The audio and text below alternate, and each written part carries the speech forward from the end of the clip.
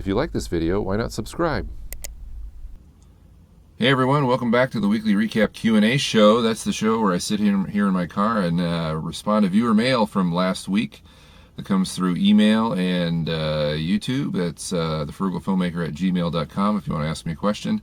And I also share with you a myriad of links that have accumulated on Facebook from last week. You can find all those in the description below. If that's all you're interested in, check them out. Otherwise, I'm just going to be answering questions and kind of talking about what's going on with the channel and with me as far as filmmaking goes. So why don't we go ahead and jump right into the questions. The first one we have is from Gaston Tenoira. That's probably French, so I'm mispronouncing it. Gaston. Okay. He says, have you ever thought about making a frugal shoulder mount for small DV or DSLR cameras? Not sure if it's possible, but I think it would be a cool build out. Well, for those of you familiar with this show, this question has been asked of me before, and I've usually gone away from working on a shoulder rig, mostly because it's not something I ever use, because I'm very tall. I'm 6'7", which means that any shoulder rig at the 6'7" height, or however tall my shoulder is, let's say 6 feet, is going to look down on everything, typically. So I've kind of avoided making a shoulder rig and just stuck with the Frugal Stabilizer, which is the two-handed fig rig kind of design. Frugal Stabilizer II is the most current version of that.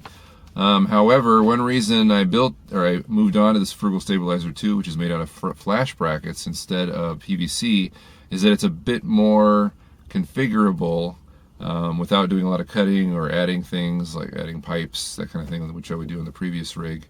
So I've been thinking about it, and I think that the Frugal Stabilizer II would be pretty easy to adapt into a shoulder rig if you haven't done it already. Many people have already started modifying that one as well. So I am going to present a shoulder rig after long last that's just a modified version of the Frugal Stabilizer II, where you can add a few accessories onto it that might help you if a shoulder rig is what you want.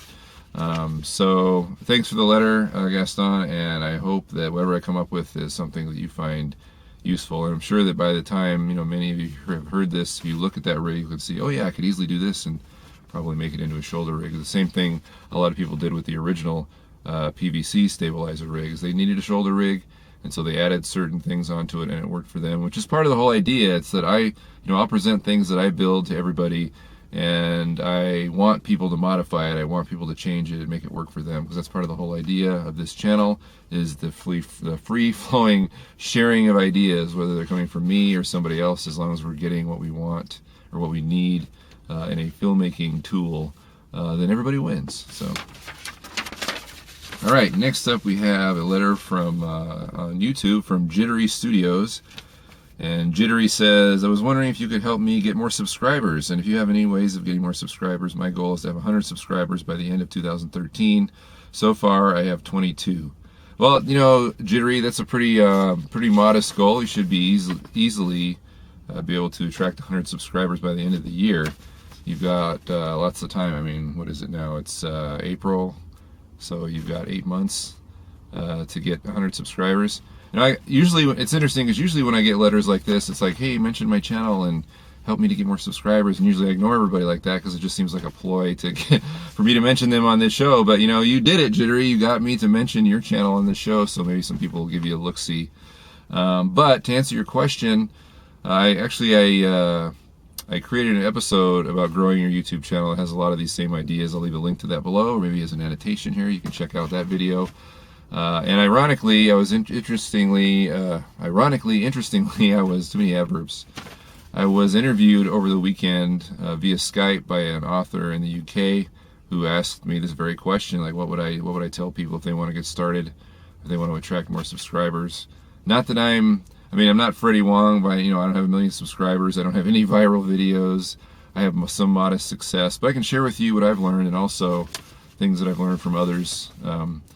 Probably most notably Freddie Wong, who put up a great post on his blog about YouTube success, and I'll leave a link to that as well. It's kind of really mandatory reading if you want to grow your YouTube channel, because he's someone who's been super successful, one of the top 10 YouTubers, so I would definitely suggest you read that. But to answer your question, and this is something else, a lot of these you'll find in Freddie's blog post. Content is king. Make really good content and you'll attract people, and then consistently release it.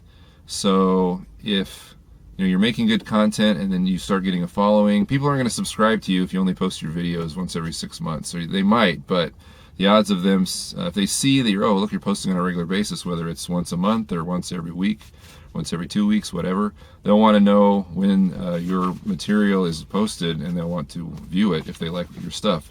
It's just like if you're an author and you've written a book, and someone reads your book and they like it, they're going to say, well, what else have you got? What other books do you have? So that's really important, to make good content, release consistently. And I would say, as kind of a subheading to make good content, I would say try and do things that no one else is doing. When my most popular video on this channel is the PVC stabilizer rig video, which was kind of a redesigning of the fig rig. And lots of people had done fig rig clones prior to my video, but what I tried to do was do something that was different. Yes, it's still a 200 stabilizer rig, but I added a handle on the top and the back. And to my knowledge, nothing like that really had ever been done, but it was something that I came up with out of necessity, because I had lent out my kind of fig rig clone, which was a basic two-handed stabilizer, which I mentioned in that video, actually. And I lent it out, and I needed one because I was going to go on another shoot.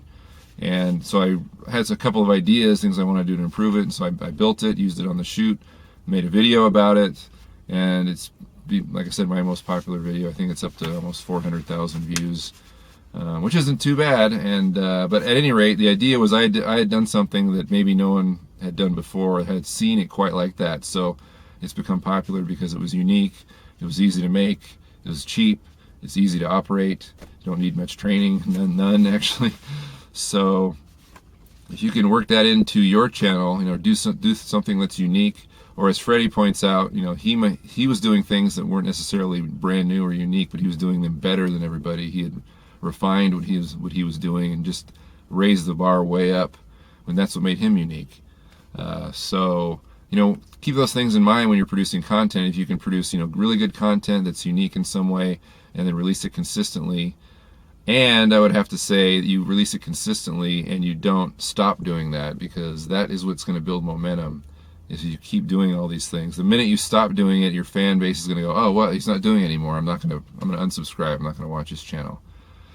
So, and granted, that takes a lot of work. One thing Freddie points out is if you want a full-time wage or success out of this kind of thing, you got to put in full-time hours. And that's probably not even what you're going for, Jerry. I realize that, because you're only asking for 100 subscribers in 8 months from now. But for anybody else that's interested in this kind of thing, that's within the sound of my voice, that's what I'm going to say. Is be consistent, be unique, and keep doing it. Don't quit, because that's how you will gain any kind of success. Is once that snowball starts rolling downhill, the only thing that's going to stop it is you, because you can't stop it. Otherwise, if you're getting subscribers and people are liking your stuff, chances are they're talking about it, they're spreading it around, they're telling their friends, they're emailing people. And just think about all your subscribers. If everybody is doing that, it can't help but grow, unless you change something, unless you stop producing good material, unless you stop posting, unless you stop being consistent. So it's a really interesting process. Oh, and one thing I also have to add is that this is going to take years if you want to truly be successful online as a content creator. It's going to take a while. A lot of celebrities come into this game and they're instantly successful because they're already celebrities, but essentially what we're doing, people like me, people like you, is we're starting from zero and working our way up to a somewhat modest celebrity status, because once you have that kind of pull or eyeball attraction, whatever you call it, that's when you can start being successful. And it's when you can start doing what you really want to do, what I really want to do. This is what I told the interviewers. One reason I'm building the channel up is so that I have a place to post my movies. When I'm to the point of making those movies, I'll have an audience. The whole point is audience building. Getting that kind of virtual art gallery where you can display your work and potentially have people purchase things, merchandise, whatever. Anyway, a lot of this I go over in that video, growing your YouTube channel. So I recommend you watch that, or even more importantly, read Freddie Wong's blog post, Secrets of YouTube Success, which I will post in the description below. Okay, lengthy answer, I know, but lots of good information that you might want. All right, finally we have Zosh LP posted a comment to my channel where he says, I believe I've seen you in 127 hours, am I right?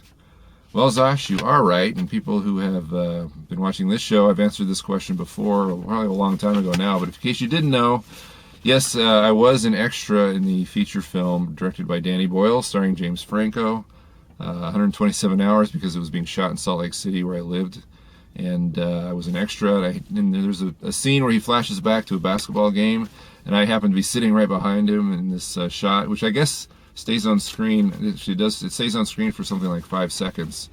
And I think the reason I'm so noticeable in that shot, because I am sitting behind James Franco, but I think my head is so large compared to his that it almost looks like I'm sitting next to him or in front of him. I don't know. But a lot of people contacted me after seeing that, people who had no idea that I worked on the movie as an extra, and said, "Hey, I saw you in the movie." So yes, apparently, I'm pretty prominent. I've had family members and friends contact me, especially when it was out in the theaters and more people were watching it. They recognized me. So yes, you are correct. Thank you for spotting me. That's probably the most fame and notoriety I'll ever achieve. So thanks for spotting that.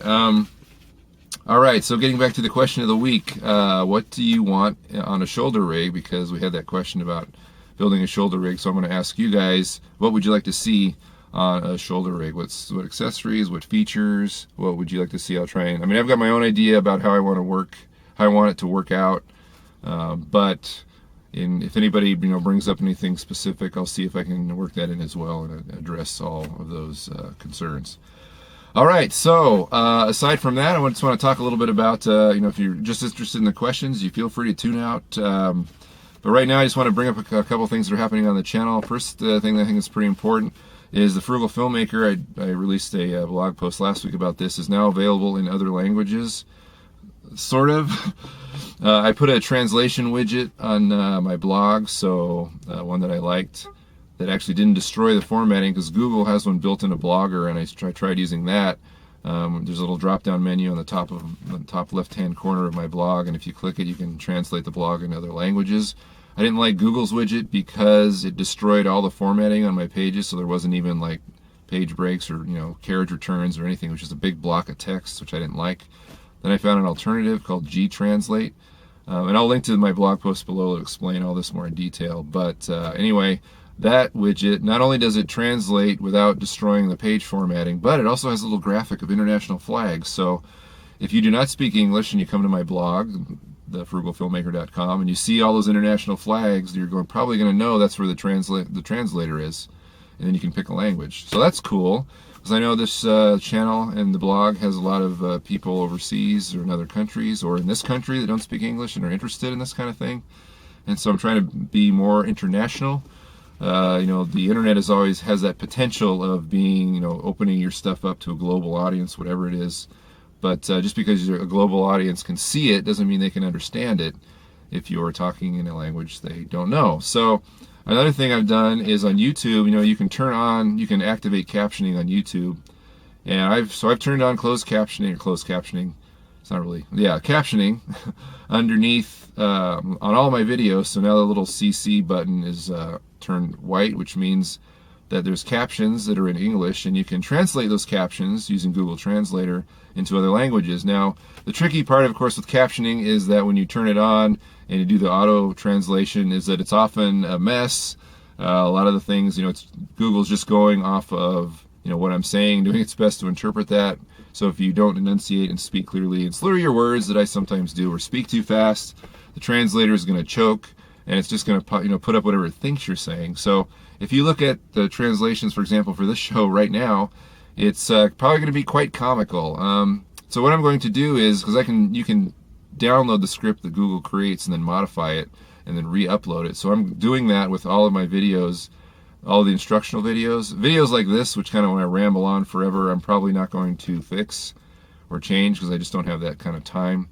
But that is available. So at least people watching this in another language and reading the captions might get a better idea about what I'm saying, even though it might often come across as gibberish because they'll be reading it and the translator will be giving me comical, interpretations of what I'm saying. And many people have, brought this up before about how this translator is often quite funny because it doesn't really always work that well. But anyway, those are now available. So if you are an international viewer, or you know international viewers that would say, I love to watch the Frugal Filmmaker, but I don't understand English, hopefully this will help, especially in the videos where I'm building things and explaining things, or you're just seeing my hands. Obviously you can't even see my lips if you're trying to read lips, like if you're hearing impaired. This will hopefully help as well. Somebody actually commented on one of my videos already about how much they appreciate that. So that's cool, and that's one way I can hope. I'm always trying to figure out how to ways to spread the reach of the channel, and that's one way I can do it, is by sharing it in other languages if possible. So finally, the last thing I want to bring up is, as many of you know, I'm a grad student in school right now, and I'm finishing up my last academic semester, and then I'm going to embark on my final year, which is where you create a thesis film project, which runs from 20 to 30 minutes. And so doing that, it's going to be definitely the largest, most involved project. Well, I've done a web series before that was pretty involved. This is probably going to be more so involved, at least from my end. And as I develop things, and as things develop on that film, I'm going to be sharing these things on the channel, on the blog, not neglecting anything else that I'm doing, but the thesis film, will things that I will be making things and building things for that film that I will be sharing on the channel. I think people will be interested in. So if you keep your eye on the blog or just on this channel, and I'll be referring to this film a lot, because not only do I want to share things that I'm making for the film with you guys, but I'm also creating press for the film, creating buzz, so that maybe by the time that it's ready to go, you will have seen all the steps it takes to make a movie. There will be some kind of interest generated. I will be posting the film on the channel when it's done, and you can kind of see all the steps that go through it. I want to get some good behind the scenes stuff, and of course this will all tie into an Indiegogo campaign that I want to mount. But I'm just letting you know that you're going to start seeing things on the blog that apply to this film, which is called Collection Day. It's a near future sci-fi action drama. And I've recently met with a concept artist, so the first thing you're going to be seeing is concept art for this film that I'm going to be sharing with the costumers and production designers and things like that. That'll help get the ball rolling. And so I'm kind of excited about that, and again, I'll be talking about it a lot. This is really kind of the inception. The pre-production is starting right now, and will continue to go until we shoot in September of this year, and the film will premiere in April of next year. Again, hopefully everything goes well, but all these steps that I'll be taking, I'll be sharing with you, so you can kind of see what happens in a film that I am working on, and that will have a lot of different departments, probably more departments and more activity than anything else I've ever worked on, because not only is it my grad school thesis, but it's also a movie that I want to be proud of it, and I want it to be effective in the themes I'm trying to convey. And so you'll be getting a piece of that, or pieces of that, from now until it's finished. But for those people that aren't interested in the movie at all, I will still be building things and making things and sharing links. A lot of those things will tie into the film, but even if you're not interested in the film, I think you'll still get some benefit out of the things I'm learning. So, okay, long-winded rant this time, long-winded update. Remember, if you want to ask me a question on this show, you can send me an email at thefrugalfilmmaker@gmail.com. You can also send me a message through YouTube, but that email address is probably the best way to reach me. There's also the blog, thefrugalfilmmaker.com, where it's kind of the hub of all the things that I'm doing.